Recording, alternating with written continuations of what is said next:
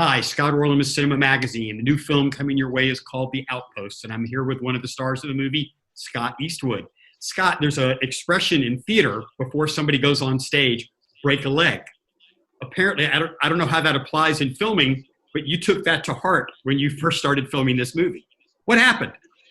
It's true. It's true. I actually never thought about that until you just said that. There is a term called break a leg, and hey, you're not supposed to say good luck. Maybe I said good luck. I don't know. Maybe there was like, you're supposed to break a leg. It's just, where do I start? How do you start a movie where you play a soldier and you're playing a real character and you have to do it with one leg? I mean, it was a surreal experience to start a movie that way. Started many movies. You go in, obviously you have time to prep and get in shape and be really ready, right? Be the best version of yourself. So coming in slightly handicapped, there was a lot of feelings of powerlessness. There was a lot of it. It was an emotional roller coaster, I think, at times. But I had to eventually just sort of, you give in, right? You're sort of, okay, I can only do what I can do. And luckily, everyone around me was so supportive and so cool. And we really banded together to do the damn thing. So I was really lucky, I think. I was lucky that I had a lot of good people around me. I understand that you guys shot in Bulgaria. I mean, thank God not Afghanistan, so that's a little better. What does an environment like that lend to a film when you're totally isolated from everybody else? I think in this case, it was probably good that we were in Bulgaria together, because we all kind of banded together as brothers. Create that brotherhood is an important thing for a movie like this. It's the bond, and it's beautiful. I'll tell you what, Bulgaria is beautiful. If you haven't been, it borders Greece. So anything you think about Bulgaria, I promise you, it blows away, any expectation, because it's gorgeous. There's a great moment in the movie, and I don't want to give too much away, where you're kind of given an order. I mean, you're a subordinate to somebody else, but something inside you guides you to do something different that turns out for the better. And I'm just wondering, how good are you at taking orders? And does your instinct ever kick in going, maybe I think I know a better way? I've never been good at taking orders or being told by authority what to do, but it's something I think I've learned to get better at, and I think that's that. I think there's times you have to recognize when it's an ego thing, right? Are you letting your ego get caught up in it? Because so much of us is controlled by our ego. And there's probably times, like in this scenario you're talking about specifically, that, maybe there is, there's a challenge for a reason. And even authorities, or even, the higher ups maybe need to be questioned.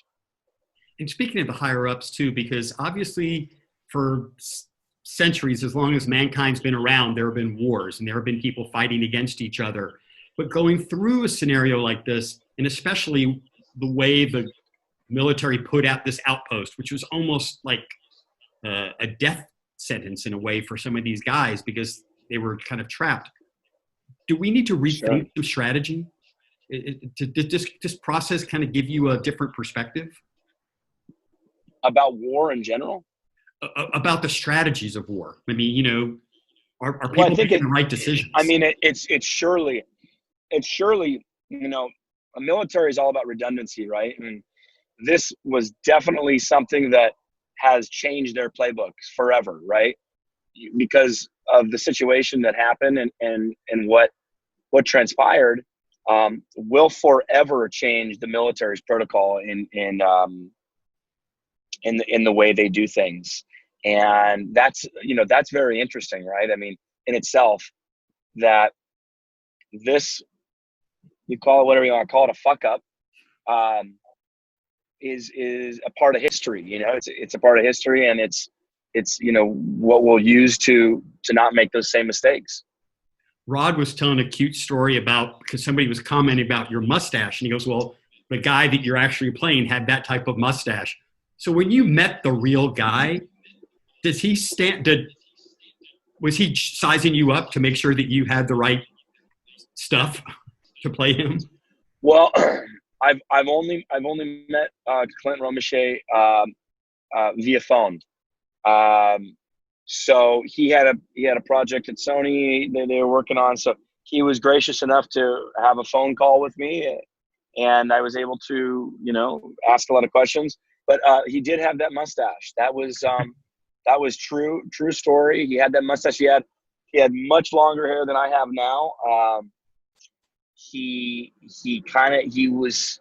And these guys were out there, right? They were out at this outpost for months, and some of the grooming standards, some of the things where those guys got a little loose at times, and he was one of those guys who had longer hair, had a mustache.